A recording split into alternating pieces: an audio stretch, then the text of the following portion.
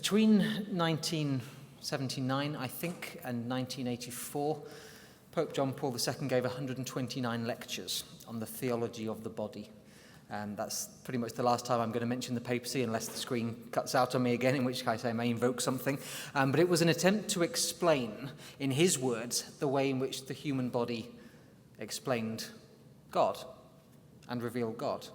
And various denominations since then have picked up this idea and reworked it and rethought it in their own language. But the principles were rather interesting, and they were these, that because our bodies are fearfully and wonderfully made, then it therefore follows that we would care for our bodies, and that we would care for each other's bodies, that we would keep them healthy, that we would see them as deliberately made in their present form and not something that you could move around and take bits off and add other bits on, to pick up some threads that we talked about earlier on. In other words, a right theology of the body teaches us morality and godly wisdom, and a lack of that leads us into sin, because of course it's through our bodies that we act out the things that we love. Now, if that's even vaguely true, you may not have heard of any of that stuff before, and it absolutely doesn't matter if you haven't, but if that's even vaguely accurate, and I think we could find that we would agree on some of those points, then what's true of our physical bodies is categorically true of our spiritual ones.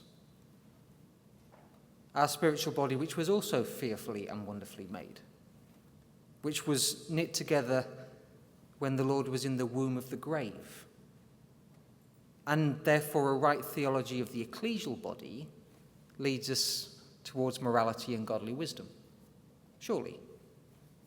And a lack of it leads us into bad places. So what, brothers and sisters, is the doctrine of the Ecclesia? Put your hand up if you've ever heard the phrase, the doctrine of the Ecclesia, before you saw the plan this week. No. So we don't talk, one or two perhaps. We don't talk about this very much. So this may be me going out on a very long limb and you looking at me wondering why I've gone out there on my own. But I think you will find that most of this begins to make sense as we go. The doctrine of the Ecclesia, to avoid all doubt and to make you absolutely certain, the doctrine of the Ecclesia is not going to meeting. That's about 1% of it. So if you think this is a session about people should go to church more, people should go to the meeting more, well, it is, but that's absolutely just the very small end of it. We're going to talk much more broadly than that this evening. It's a principle that says that baptized believers are not called to live in isolation from each other, but that they are attached to individual ecclesias through the principle of Matthew 16, that there is one ecclesia that is founded upon the Lord Jesus Christ. That is his body. Let me try to articulate that in a better way. Disciples are connected to the Lord through Matthew chapter 16, through the principles there that Peter announced when the Lord asked, "Who do men say that I am?" And Peter is the one who steps forward and says, "You are the Christ, the Son of the living God." And he says, on this rock, he would build his ecclesia. So disciples are connected. I'm hoping this stays. I'm going to just not breathe for the next 40 minutes or so, and maybe it'll stay. It means disciples don't live in isolation, but are attached to individual ecclesias. This makes sense, right? You were worried about the phrase, the doctrine of the ecclesia, and you were looking at it going, yeah, actually, we can begin to buy into this. Discipleship is an individual choice with a collective result, a collective consequence. That I am not just me on my own, me in my small corner. That actually I have responsibilities towards you and you towards me, because that's how we work together when we're in ecclesias.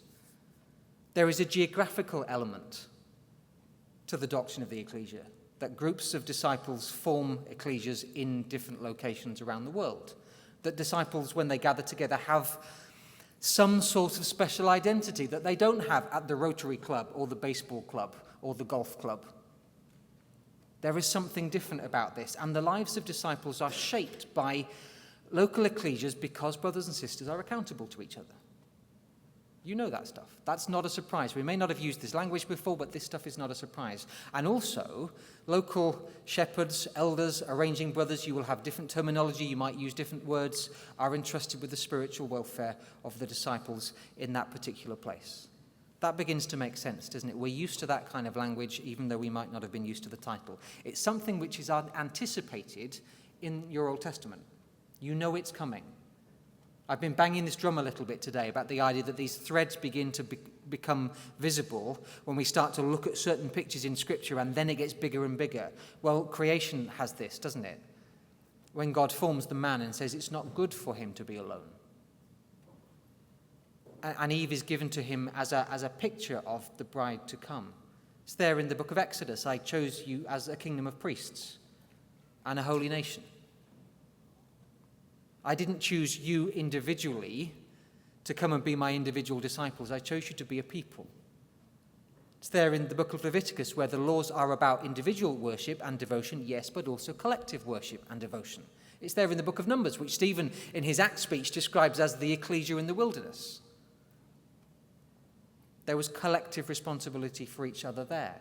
In the book of Joshua, and we're just moving on through, but in the book of Joshua, they conquered they conquered the land as a nation. They didn't go in as 12 individual tribes, despite the fact that there were some tensions there. They went in and conquered it as a nation. And of course, when you get to the book of Judges and things start to go wrong, when they turn on each other, it's because they've started acting as individuals, or at least as individual tribes. And then you begin to see this decentralization of worship, where actually we are not in one place, we're starting to get scattered around. And that's when things start to go wrong. And then if you carry on and you get into Samuel and the Kings and the Chronicles, suddenly we've got this principle where the folly of assuming one king can fight all the battles goes wrong, because the people have to commit as well. So you can't just have one guy doing it and nobody else responsible. Actually, everybody's still there. And there are thousands of Christadelphian exhortations about the building of the temple, or the rebuilding of the temple, and how that patterns into ecclesial life in the post-exile prophets in Ezra and Nehemiah. You may have given some of them. You may have heard them from this platform, but they are there about the way in which people began to work together. So it's anticipated in your Old Testament. It's made crystal clear, if we're not certain about it, of course, when you come to some very familiar language in the New. Because we're used to words like the body, or the flock, or the bride, or the temple, or the family, or the building. Because the way in which the Lord and the apostles describe the ecclesia is of many members made up or making up one collective part. You've seen, I could have given you 50 verses, but here's just a handful of them. Beginning of the letter to the Galatians, to the ecclesias, to the churches in Galatia. There's the principle. Ecclesial gatherings in geographical places. Paul, when he writes to the Romans, I recommend to you our sister Phoebe, who is a servant of the church or the ecclesia at Centuria. Same the way Paul begins his letter to Corinth, to the church of God which is in Corinth. We're used to those words. We almost skip over them because we're trying to get to the stuff that we think is the important bit further on in the letter. But actually, the very beginning bit tells us the bedrock of our discipleship. They hide in plain sight. And so we look straight on past them.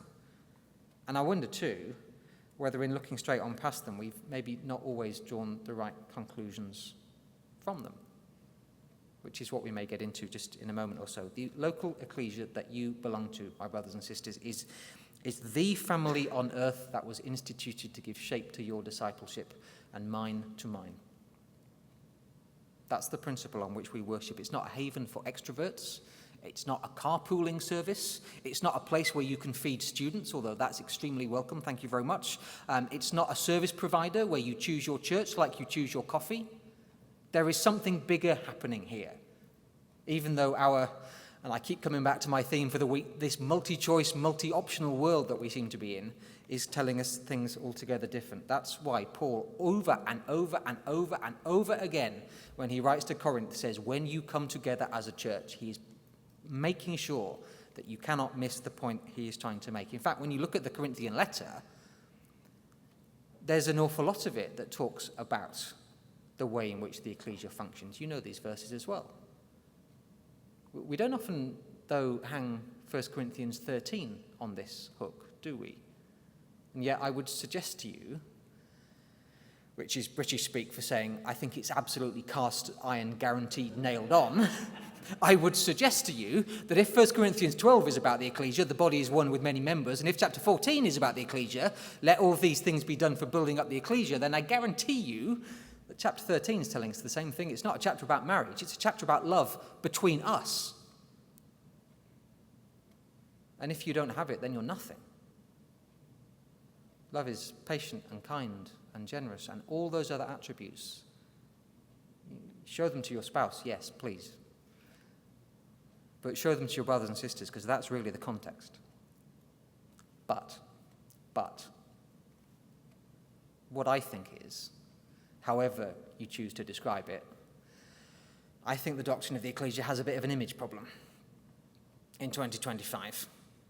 I've quoted the same person, he's not a Christadelphian, twice today, and it's total coincidence, but again, it resonated with me when I read this some months ago, that the church faces her biggest challenge not when new errors start to win, but when old truths no longer wow.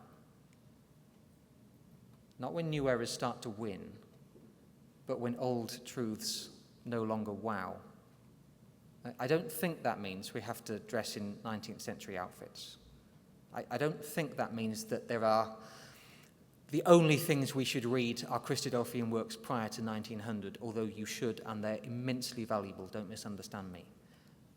But when old truths no longer wow, we're missing the doctrine of the Ecclesia. And I have many theories, and here's another one. I have theories about why this might be the case. Maybe it's because it's too obvious. Why would you teach about the Ecclesia when we're all here together? Why would you teach about the Ecclesia in your Ecclesia? Because the people who are listening are there already, so surely they've got the point. So we don't talk about it because we just assume that people will get it without being taught. And if you need a spoiler alert, they won't. But we assume that they do. Maybe we don't teach it because we think it's too basic. It's too obvious for Bible classes. And therefore, we probably ought to get onto something a bit heavier and a bit meatier to make sure that we can use our time more effectively. So it's too basic for Bible classes, but then it's almost too complicated for gospel first principle sessions or whatever your Ecclesia calls them. So somehow we don't teach it here and we don't teach it there, and people get baptized in the middle, and we've forgotten to tell them the key things about what being an Ecclesia is all about. So we missed something. Maybe it's because it's too Western. And we have people, this is particularly a UK thing, I know I've had these conversations with people all week about Iranian baptizees, Iranian members coming to ecclesias. And the underlying fear is, well, we don't want to teach people to be Western Christadelphians, so we just go a little bit light on issues around the doctrine of the Ecclesia. And that's got some semblance of normality in it, but it seems to be missing some points as well. Maybe it's because ecclesias can be a little bit too corporate sometimes. And it's a little bit like running a business. So we've shied away from it a bit because it feels a little bit less like going to the ecclesia and more about something else. So we think that we're a bit uncomfortable with it. Maybe, brothers and sisters, it's because we're too hurt. And somebody said something and it put you off. Or somebody said something and it put off somebody that you're close to. We have a disease in the UK, and I wonder whether it's spread over here. It's called Christadelphian foot-in-mouth disease. When somebody says something immensely well-meaning to somebody, a young brother, a young sister, a potential brother or sister, and they mean it very well, but it doesn't go down very well, and then that's the last you see of them. It shouldn't be like that on either side, but sometimes we can get into that place as well. Maybe the reason we don't talk about it is because we're just being reactive. And we only want to talk about it when there's a problem, because we want to talk about the other things first. Well, that may be the case, and you may have disagreements with that, and you may have other ideas to add to that as well. There are consequences, though. I'm conscious that text is a little small. Sorry about that. There are consequences to not talking about it. It means we view the memorial service as a private experience rather than a collective act of worship. And again, to make sure I don't get misheard, there is a moment in our gatherings between you and your Heavenly Father, for sure. But you're sharing it with the people sat alongside you. We live Monday to Saturday lives, but it's really Monday to Sunday lives, isn't it? Entirely separate from our local ecclesias if we're not careful. We make major life decisions without considering the consequences of our ecclesia. Whether it's taking a new job, which may result in a different financial situation. Maybe it's moving house, which results in the fact that we're now 3 hours up the road and it's difficult to get there and pick people up. maybe it's even a marriage situation, without thinking about what happens in the ecclesia. And we reject the premise that we are at least in part responsible for our own brothers and sisters, for the spiritual welfare and the physical livelihood as well of the other members of the ecclesia of which we are members, and potentially those nearby as well, if you are fortunate enough to be in one of the urban conglomerates with lots of ecclesias nearby. Now, I don't know about the last one. I don't know how relevant that is for you here. It's certainly relevant back in the UK post-COVID that we have people floating around the country not joining any ecclesias, maybe because theirs is closed and they just haven't joined one subsequently, and they drop in on other gatherings, and, January they're going to go to an ecclesia in London online, and February they'll go to an ecclesia in Bristol online, and March they'll go to one in Dundee online, and in April they might even come to mine if we can pronounce it properly, and all these kind of issues, and suddenly we're going, I don't know who you are anymore because I don't see enough of you. So these are some of the consequences of not getting the doctrine of the ecclesia right. That's why the doctrine of the ecclesia has a bit of an image problem. And here's an irony, brothers and sisters. If any of that is true, and you can disagree with parts of it, that's absolutely fine, but if any of that is true, then we're probably just reflecting the trend in the wider world around us. This is Google's Ngram viewer. Has anybody used it? Yeah, good. The young people down near me are using the same stuff as me, so that makes me feel amazingly young, okay? Google Ngram viewer is good for tracking published words over time. So I've said to some people I work in publishing, it's very useful if somebody comes up with a proposal and says, I want to do a book on this, nobody's ever written on it before, and you stick it in this and you discover that everybody's been publishing on it since the 70s. And that it's not a new thing at all. So this is Google's Ngram viewer tracking the word for church over the last 200 years. You can do it for the word ecclesia as well. It's exactly the same shape, it's just the sample size is smaller because we're pretty much the only people that use it. So I'm using the word church to get a bigger sample size. And interestingly, it peaks in about 1840, which is interesting when you think about the history of our community and the background of some of our earlier brothers and sisters. It reaches its absolute trough pretty much the year I was born, actually. So not sure if that's my fault or not, but anyway, it reaches its bottom around about 1980, something like that, and it's just beginning to go back up again. But basically, we are not talking about church in the way we used to talk about church in the 1840s and 1850s. You might say, well, that's blindingly obvious, but there's the proof if actually you needed to see it. I want to take you through a survey that was done in the UK and a couple of books that have been published, mainly focusing on the US, not again because they are specific to our community, but because they are telling us things that I think are incredibly helpful. There was a survey done in 2015 and repeated in 2022 in the UK. It's called the Talking Jesus Report, which is a bit of a funny name, but they surveyed 4,000 churchgoers or non-churchgoers or ex-churchgoers and ascertained that just under half of the UK population considered itself to be Christian, which frankly was a lot higher than I would have thought if you'd asked me before I read this. But interestingly, of that just under half of the population, only 13% of them met the definition of a, quote, practicing Christian. Only 13%. Now, you tell me afterwards what your definition of a practicing disciple is. That would be very interesting. But their definition, less than a sixth of people met it. And the most interesting thing I thought was this, and forgive me for continually using the word church and Christian. I'm conscious that we don't always use that terminology, but it's just easier to switch in and out. Non-Christians like the Christians they know, but they are less keen on the church. So the survey asked what they thought about what non-Christians thought about Christians.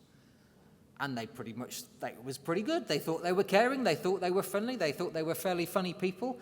And there were not many negative things said about the individual Christians that they knew.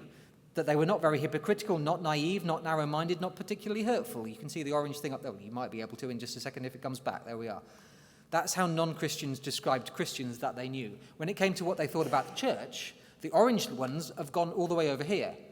They thought the church was hypocritical and unhappy and naive and selfish and hurtful and homophobic and narrow-minded.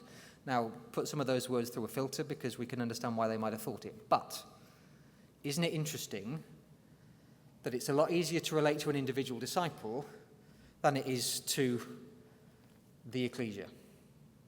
And I put that out before you because I just wonder whether we have that same challenge in our individual ecclesias as well.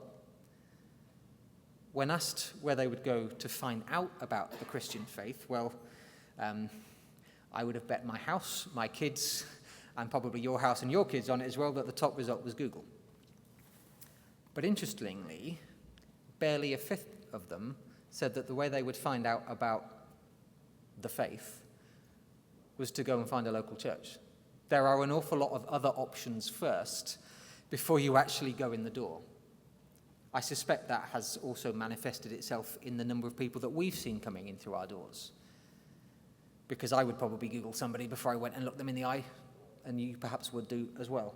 I thought that was interesting, and I share that with you because it seems to back up one or two things that I'd suspected for a long time. Let me just change tack a little bit and tell you about one or two supporting ideas that have just led me down this path. You may have come across one or two of these books. I'm not suggesting you go and buy them, but I just want to make sure that I'm telling you where I've got this stuff from rather than just making it up. This is a book called Strange New World. It's by an author called Carl Trueman. It's a history of Western thought that ultimately says why church institutions are no longer trusted. And he essentially sets out to answer the question that is this, that 200 years ago, if a man walked into a doctor's surgery and said, "Doctor, I think I'm a woman trapped in a man's body," the doctor would say, "Well, there's clearly something wrong with your mind, and we need to change your mind to bring it into alignment with your body." Whereas now, if a man walks into a doctor's surgery and says, "Doctor, I think I'm a woman trapped in a man's body," the doctor will say, "Well, there's clearly a problem with your body, and we need to change your body to bring it into line with your mind."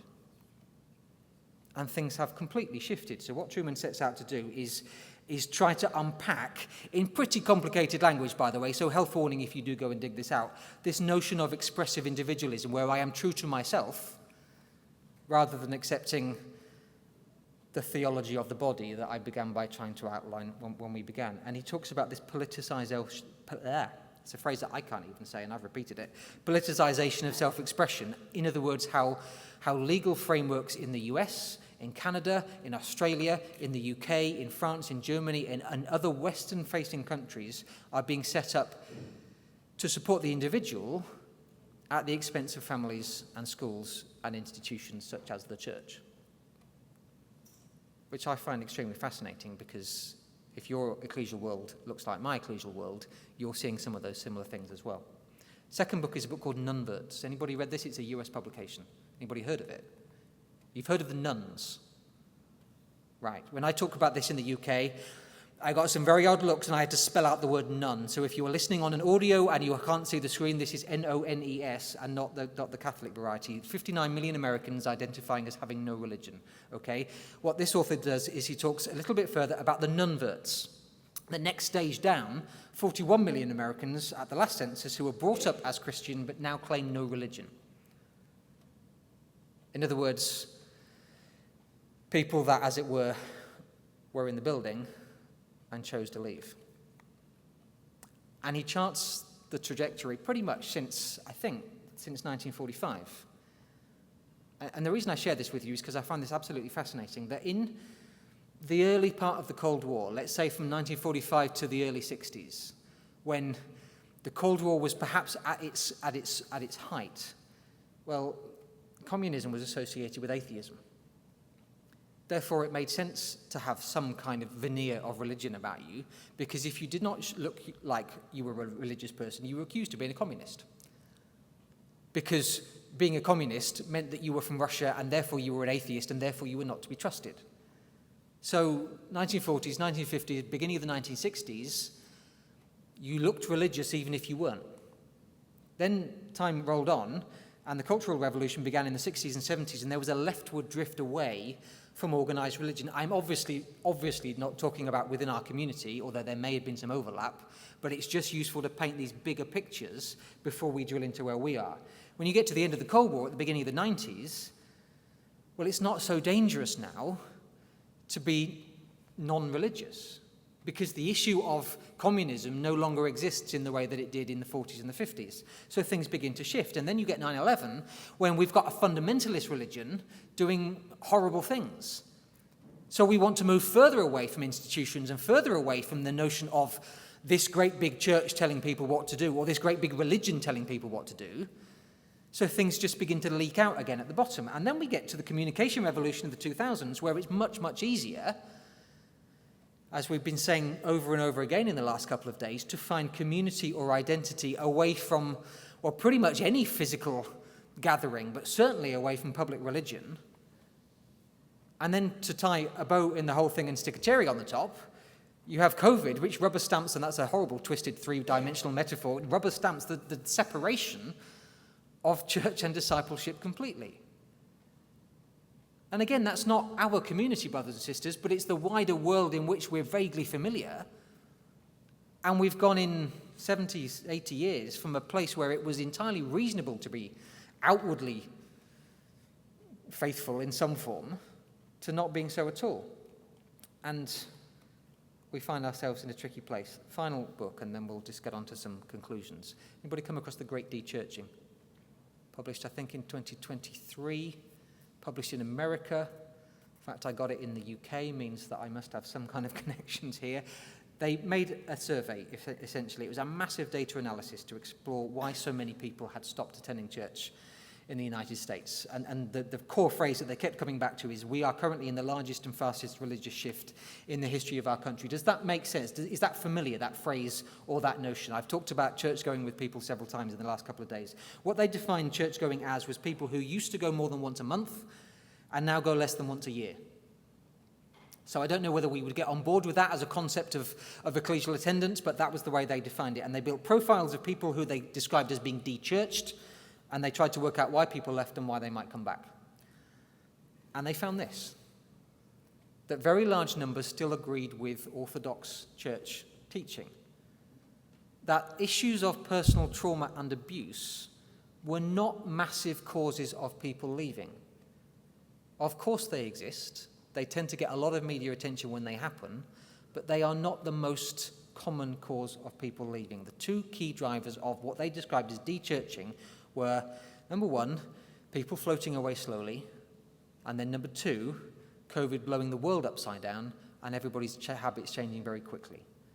And they found that people were not, to use their words, anti-church. They were just tired. They were just busy. They were just distracted. They moved to a new town, and it was just easier that first Saturday to take Johnny to baseball rather than go to the church that they'd been going to back home. And suddenly the baseball thing took over the next Sunday as well, and the Sunday after that, and it was just easier to carry on. Or because they'd been working 6.5 days to make ends meet, and it was just too much. There wasn't enough bandwidth to be able to do all the things that mattered.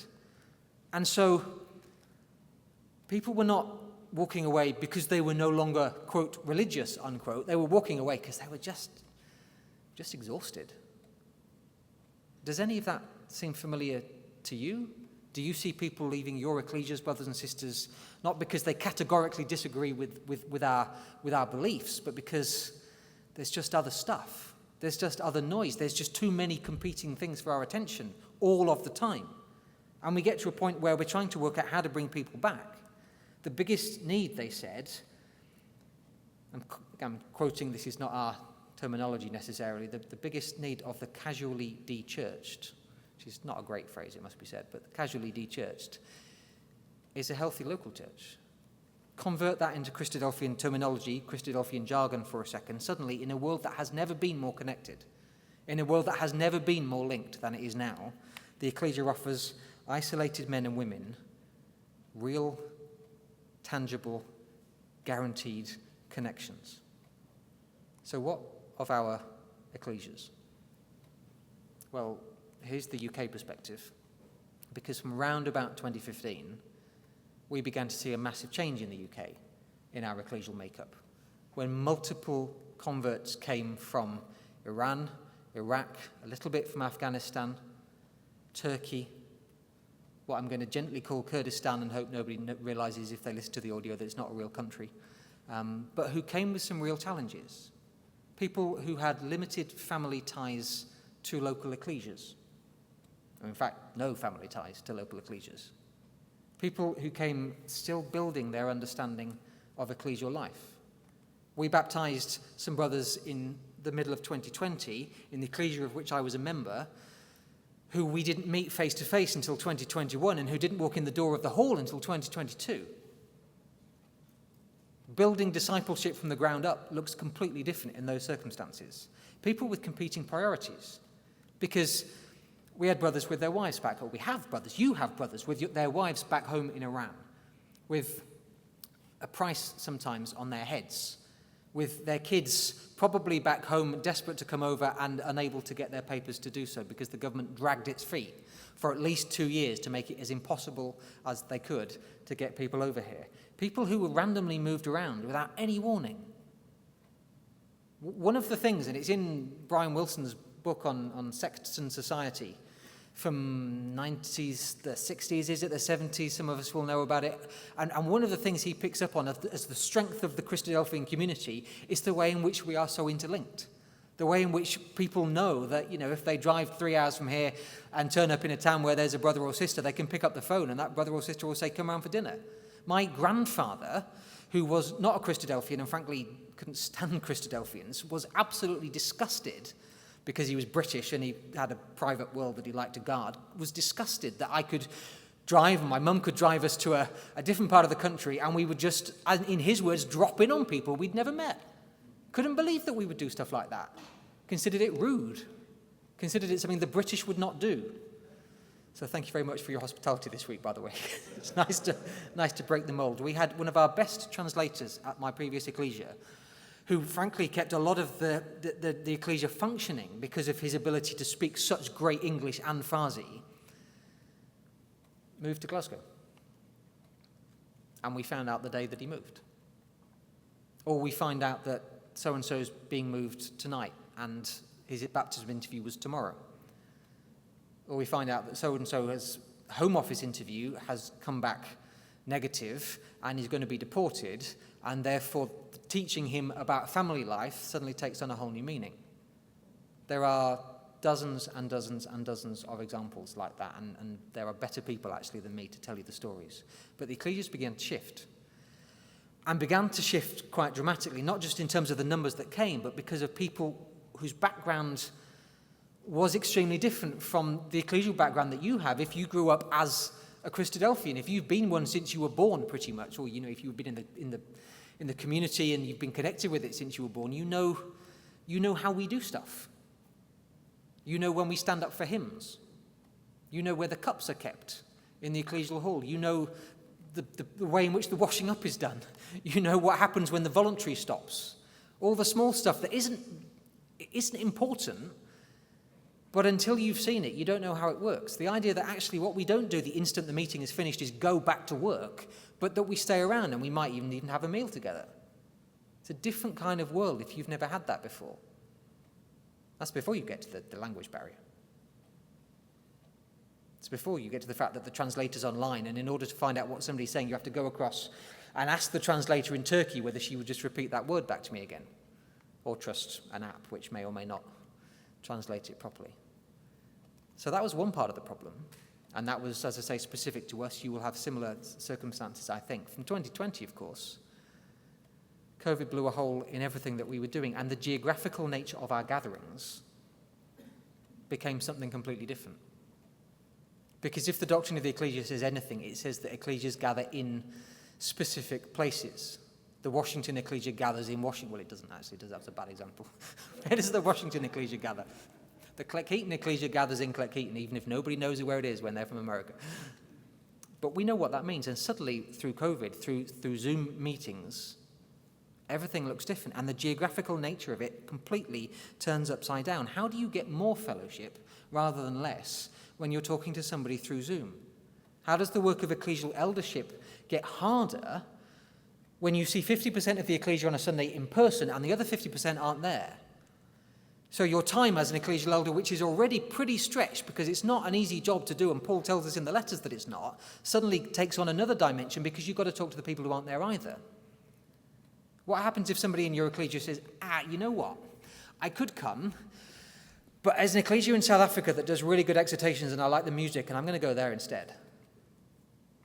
We did that during COVID, and it didn't really matter, but suddenly because we did it, it became normal. And then we got back to ecclesias in person, and geography mattered again.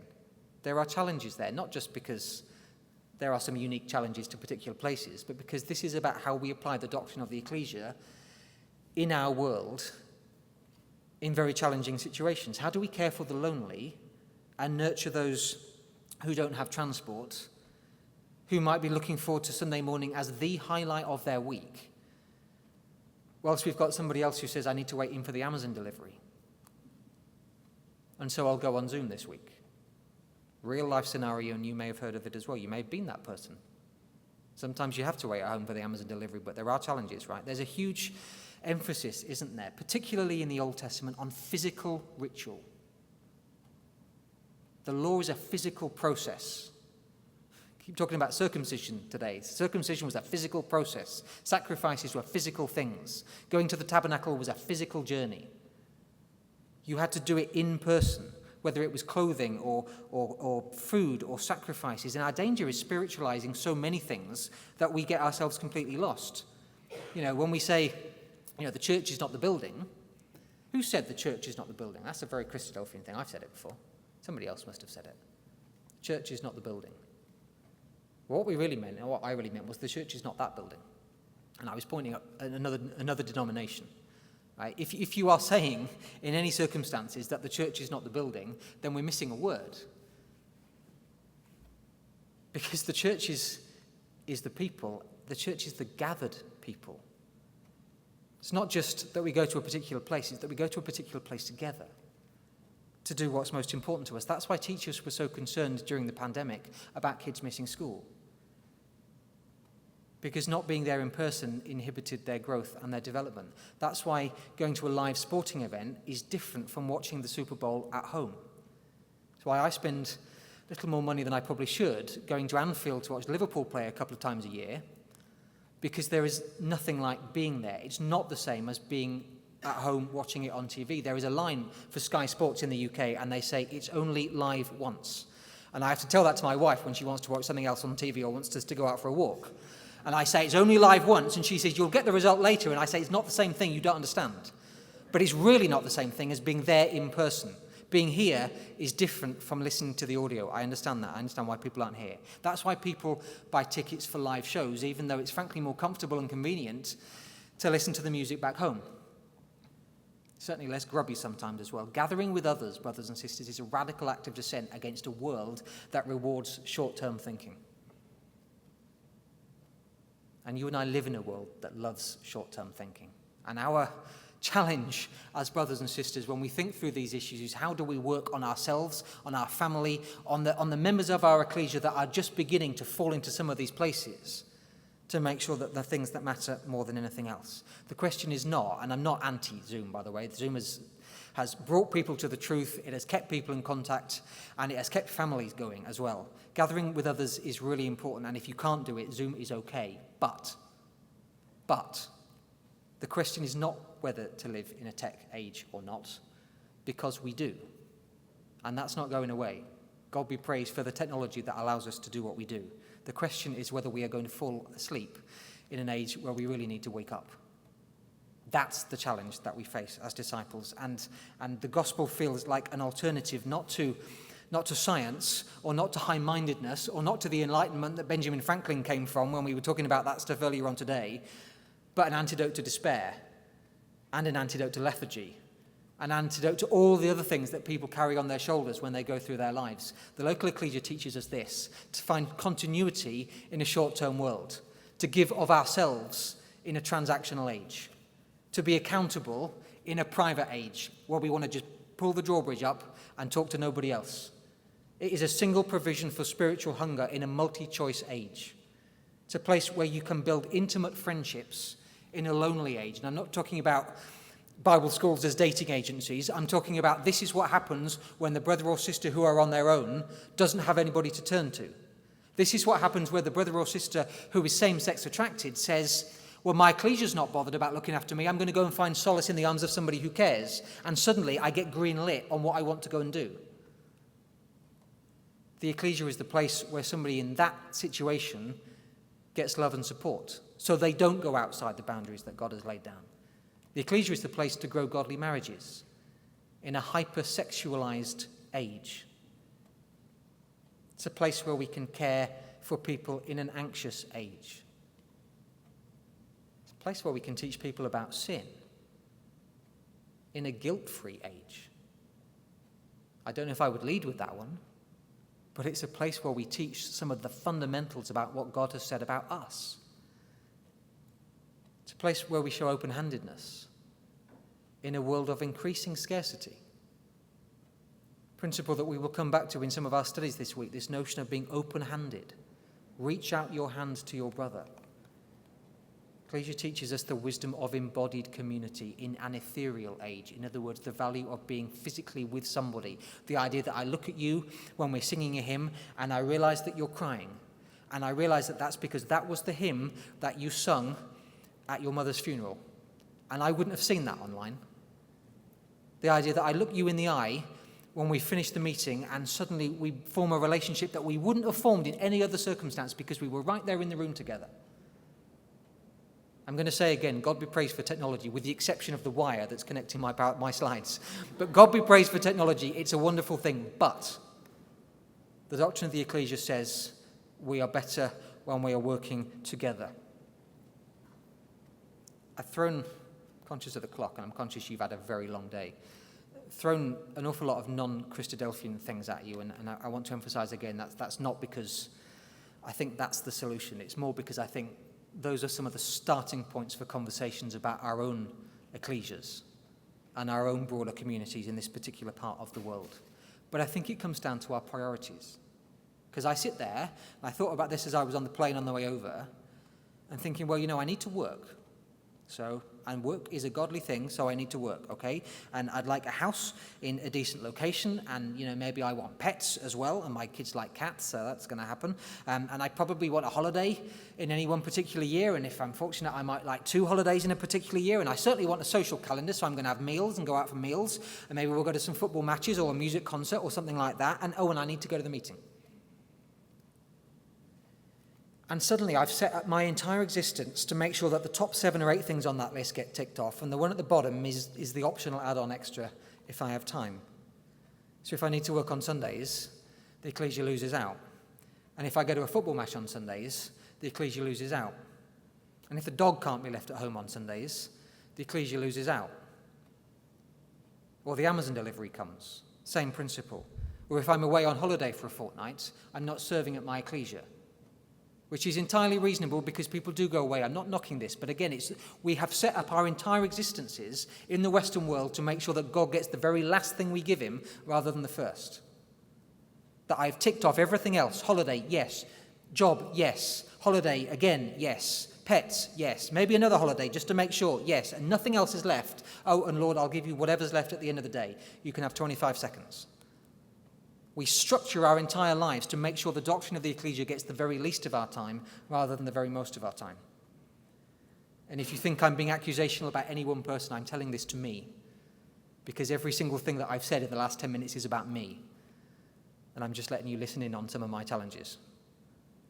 But that's the very circumstances that we have to have. What I'm trying to get to, forget who I said this to today, or I forget what I've said to anybody in the last couple of days. It's been a bit of a whirlwind, but you remember the thing that they teach you with the jar in school, okay? And you can do it one of 2 ways. You can either put all the small stuff in, you can pour in the sand until the jar is about 85% full, and then you've got about 4 tennis balls, and you've got to try to stick them in the top, and you can get half of 1 tennis ball in, and the other 3 fall out the top. Or you can put the big things in first, and you can pour the sand in around the sides. And when we do that, remarkably, everything fits. Or most things. Maybe the 3rd holiday has to go, by the way, but it probably should anyway. We are structuring our lives in the wrong way, I think. And by we, I mean ecclesias in the Western world are getting our priorities maybe a little bit wrong. And I'm just trying to push you towards a greater focus on proclaiming Christ to the world in the way he told us to do it. A greater understanding of his body through our collective, shared, physical, in some cases, experiences of gathering and worship and praying and serving and remembering.